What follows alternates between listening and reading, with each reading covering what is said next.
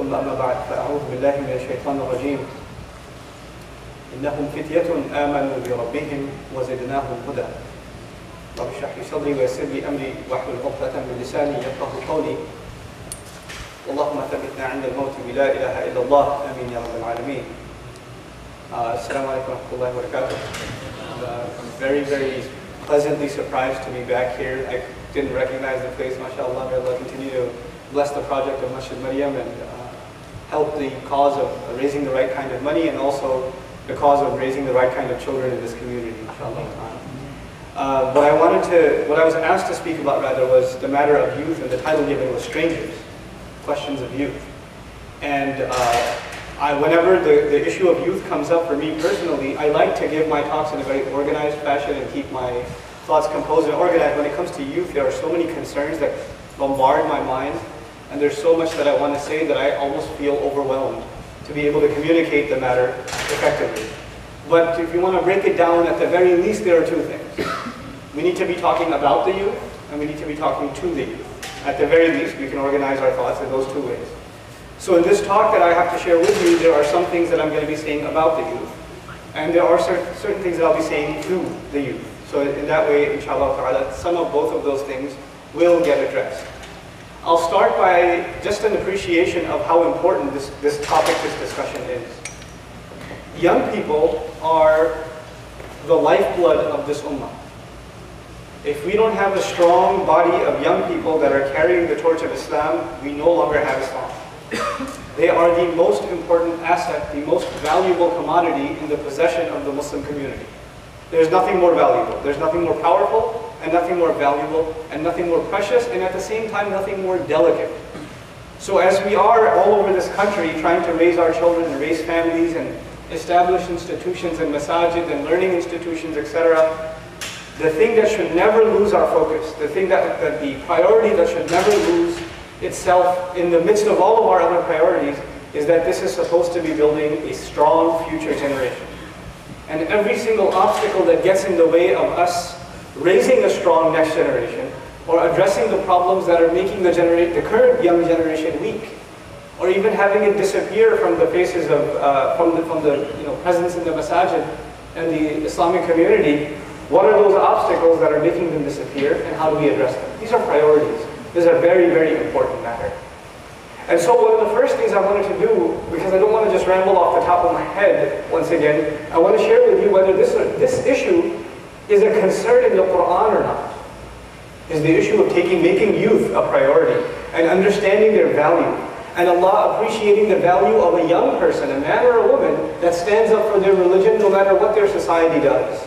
Is there a value given to them in the Quran? That is the reason actually I recited in Maghrib Salah, in both rak'ah, I recited from Surah Al-Kahf. And in Surah Al-Kahf there are 4 stories, but I recited only from the first story. And this is the story, famously, the story of the people of the cave.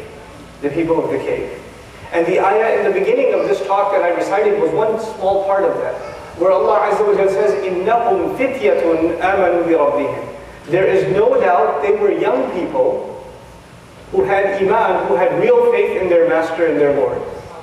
Allah Azza wa Jalla could have just said, no doubt they believed in their Lord. He could have just said that. This is kalamullah, nothing is extra. So what does he make a point to do? To mention innahum, not just innahum amanu bi rabbihim, but innahum fitya amanu bi rabbihim. Fata in Arabic is a young person. Fitya, a group of young people.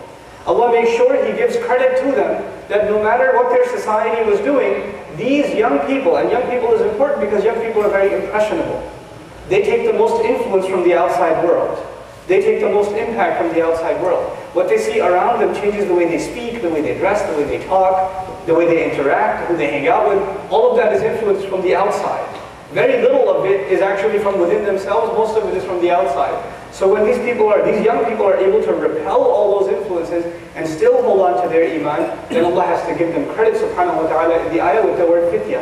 إِنَّهُمْ فِتْيَةٌ آمَنُوا بِرَبِّهِمْ وَزِدْنَاهُمْ هُدًى. And if they were able to hold on to their iman in such harsh conditions, what gift did Allah give them? وَزِدْنَاهُمْ هُدًى. We increased them in terms of guidance. Allah guided them even more. They were in a society that was misguided, so everything around them was calling towards misguidance.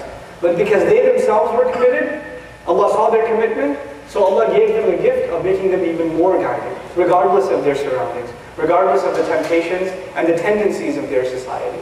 But now let's come back to talking about the youth in our time. I wanted to make a brief mention of the young people in Surah Al-Kahf, and we'll talk about a few lessons from there, inshallah. I'll just drop some of them.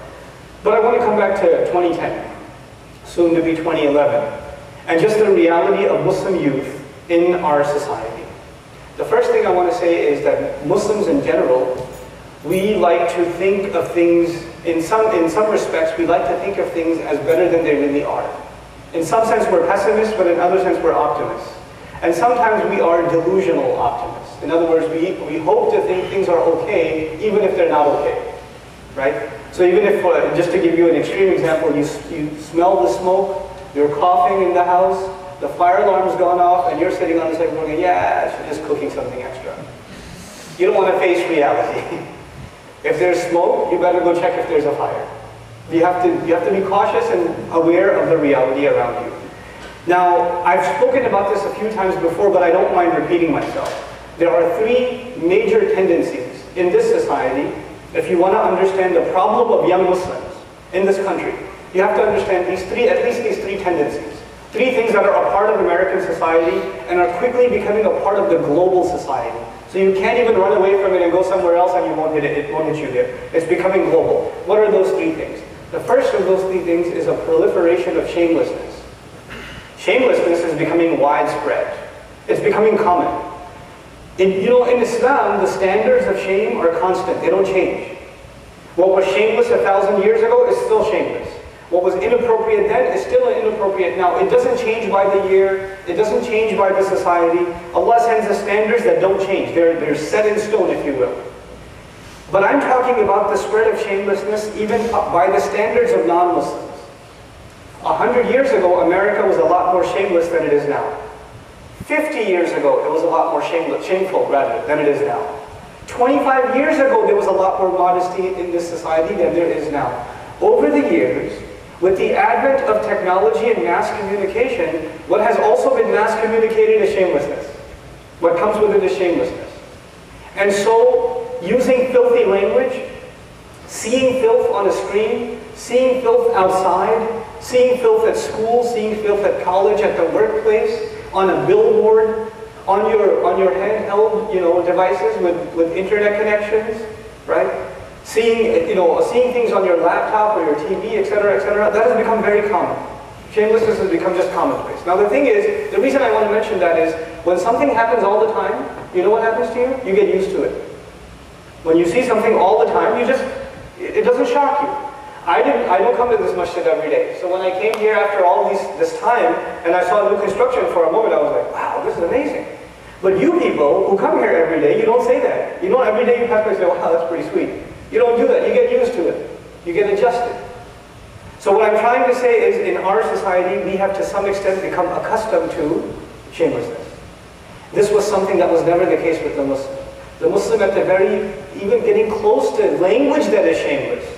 Allah doesn't even talk about, lowering your gaze, keeping your eyes low, keeping your modesty, the way you dress, the way you speak. That's talked about in the Quran, but Allah goes a step further in places like Surah Al-Hujurat. With a shameless society comes shameless language, bad language, filthy language, cussing and foul language, things like that, swearing. Allah says, even mention of filthy words. Even the noun that is filthy, the word that is filthy, in and of itself, that is terrible once you have iman. This is how sensitive the society of faith is supposed to be. And by the way, when you get accustomed to corruption, when you see corruption and it doesn't bother you over here, then what does it mean? That the hearts have become hard. That means that the hearts are no longer soft. And when the hearts are not soft, what has become definitely weak? Iman has. Taqwa has. The fear of Allah is here. The faith in Allah is here. So if the fear of Allah is gone, then you won't have a problem looking at something and not looking the other way, because there's no longer any fear of Allah. The more you look at it, the more shameless you become, the harder your heart gets. That's one tendency in this society, the widespreading of shamelessness. The second tendency in this society is extreme individualism.